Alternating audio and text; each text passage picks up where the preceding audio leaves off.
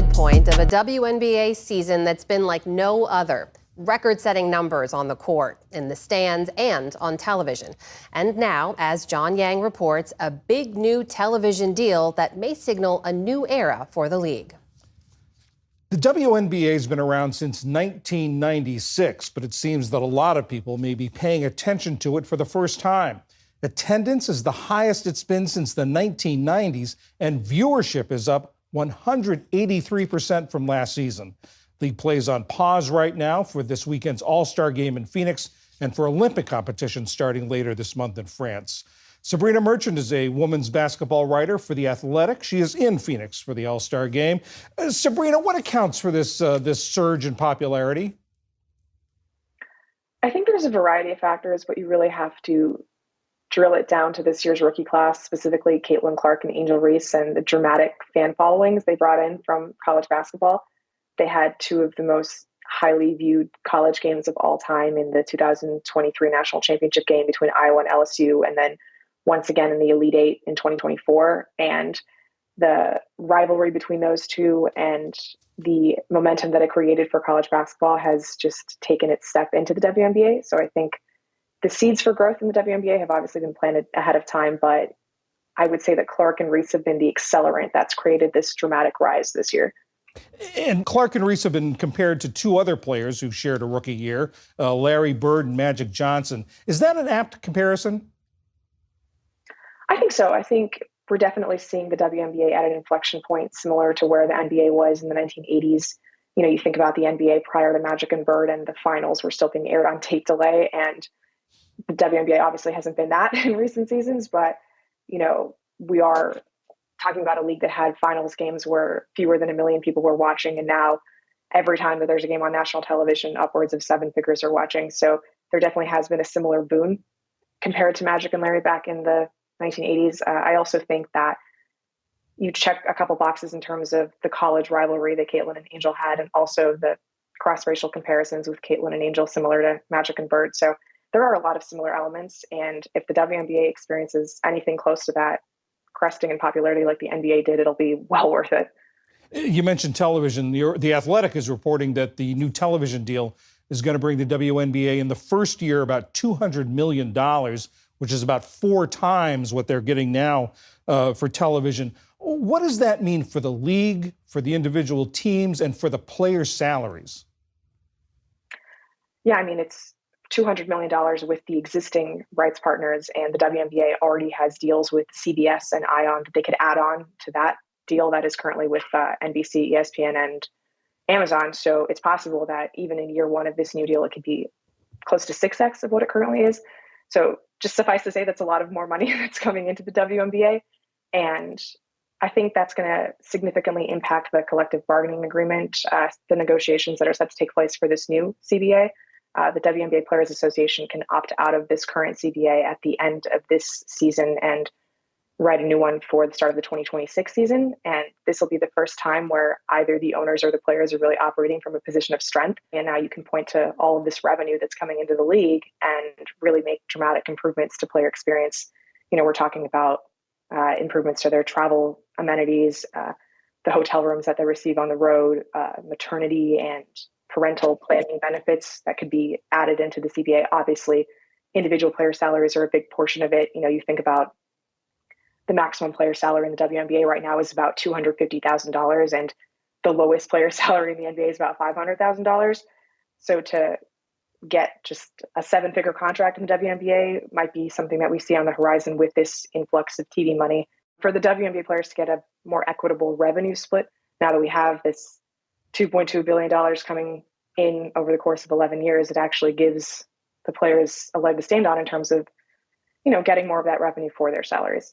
What's it going to take to keep this growth going on this same, or can it grow on this same trajectory? Or is it just so steep right now it's going to level off eventually? And what's it going to take to keep building on this popularity?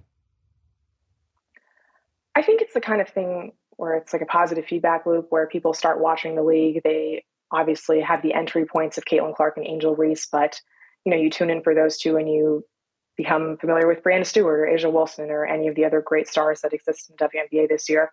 And that'll just perpetuate itself. I think this is obviously the steepest we're going to see it, but I don't think that we're necessarily going to see a level off. The more that the WNBA gets on TV in nationally televised windows and primetime opportunities, that's going to bring in more and more fans. Right now, like it's kind of a distressed asset in terms of where you see the WNBA on TV. It's like really hard to find games, and assuming this new TV rights deal puts them on prime position in ESPN and NBC, and ideally more nationally available networks that aren't just like hidden on cable or streamers, I think that'll continue the growth. The quality of play increasing, I think, is going to help with the growth, and everything that we're seeing in college basketball. All of that interest and popularity in college basketball is just going to continue to make its way into the WNBA. Sabrina Merchant of The Athletic, thank you very much. Thank you. How you doing? This is Nathaniel Sosa and Soul Setting. Today I want to talk about the WNBA. They got a new TV deal. I'm going to read your article from AP News. WNBA announces landmark 11-year media rights deal with Disney, Amazon, and NBC. More than 100 NBA regular season games will be broadcast each season through the 11-year media rights deal with Disney, Amazon Prime, and NBC that the league announced Wednesday. While the league didn't reveal the value, and a person familiar with the deal confirmed that the Associated Press that the WNBA will receive about $200 million a year. A person spoke on condition and anonymity because of no official announcement has been made. The deal will begin with the 2026 season and run through the 2036 season, with it potentially evaluated after 3 years and potentially give the WNBA a chance to get even more money. The WNBA deal was announced shortly after the NBA's deal. Partnering with Disney, Amazon, NBC, Universal marks a monumental chapter in the WNBA history and clearly demonstrates the significant rise in value and the historic level of interest in WNBA basketball, said WNBA Commissioner Kathy Engelbert. These arrangements allow the league to continue to build a long-term and sustainable growth model for the future of women's basketball and sports, which will benefit the WNBA players, teams, and fans. The deal also will make the broadcast partners responsible for production and marketing commitments, meaning the roughly $200 million a year is purely for media rights. The league's current media deal is valued at about $60 million per year. The WNBA, which owns about 60%, the NBA, which owns about 60% of the WNBA, has negotiated the new deals. Under the new agreements, the partners will distribute more than 125 regular season and playoff games nationally each year. There will be 25 regular season games on Disney platform, 50 on NBC, and 30 on Prime Video, which is Amazon. The playoffs will split among the three groups. Disney, which owns ABC and ESPN, will broadcast 2 of the first round series, and NBC and Prime Video will each get 1. The semis and finals will rotate over an 11-year deal, with Disney having 8 semis and 5 finals. Amazon Prime, and NBC each will have 7 of the semi-final series and 3 finals. We are proud of our highly productive and collaborative partnership with the WNBA since the league's inception in 1997, said ESPN Chairman Jimmy Pitero. Through our marquee collection of rights, which includes the WNBA Finals, we will continue to play an important role in the league's extraordinary growth trajectory while fueling ESPN's digital future and super serving fans as only we can. The new revenue could greatly increase player salaries, which have been an issue for many years. Since the league was founded in 1997, players have gone overseas to supplement their incomes. The top base salary is $242,000, with players potentially earning over $500,000 through salary, marketing agreements, and bonuses. Caitlin Clark makes $76,000 as the #1 draft pick. The league has had a deal with Amazon Prime since 2021 and showing 21 games this season on the streaming service. The WNBA also has broadcast deals on ION and CBS that run through 2025 and could be renewed after they expire, potentially bringing in at least $60 million annually. The ION deal is worth $13 million a year right now. The league has had incredible ratings over the past 2 seasons, including seeing the All-Star game last week and draw 3.4 million viewers, making it the 3rd most viewed event in the league's history.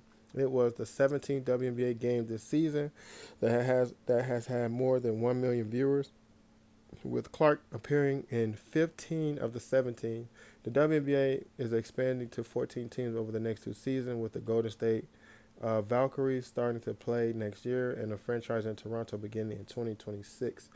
When news of the deal first came to light last week, the player union had concerns that the league is being undervalued. We have wondered for months how the NBA would value the WNBA in this media rights deal. Executive Director of the union, Terry Jackson, said in a statement, with a reportedly $75 billion deal on the table, the league is in control of its own destiny. More precisely, the NBA controls its destiny of the WNBA.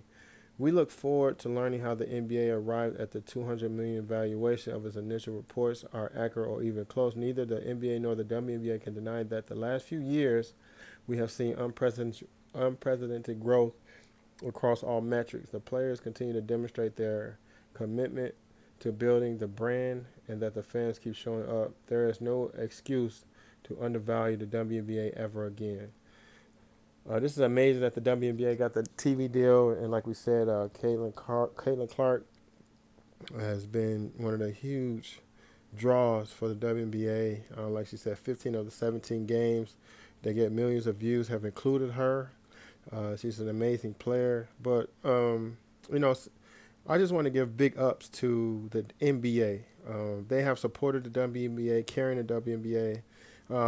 Since 1997, the WNBA has brought in negative value, and the NBA has covered that and supported and still open up new franchises in new cities, similar cities that the NBA has franchises with the Golden State team, the Toronto team, and now there will be a team in Portland, because they have the Portland Trail Blazers. So again, just shout out to the NBA for holding down the WNBA, because it's a very important league, that the women have.